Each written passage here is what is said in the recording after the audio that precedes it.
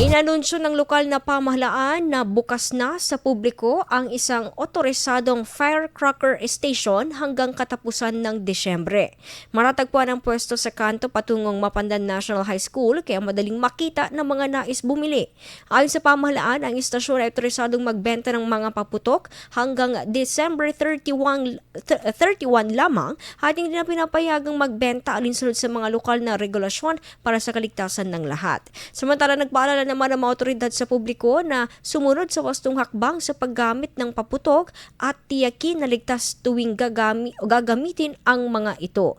Ang hakbang na ito ay bahagi ng patuloy na pagsisikap ng tanggapan na mapanatili ang kaligtasan ng mga residente, lalo na ngayong panahon ng Pasko at Bagong Taon.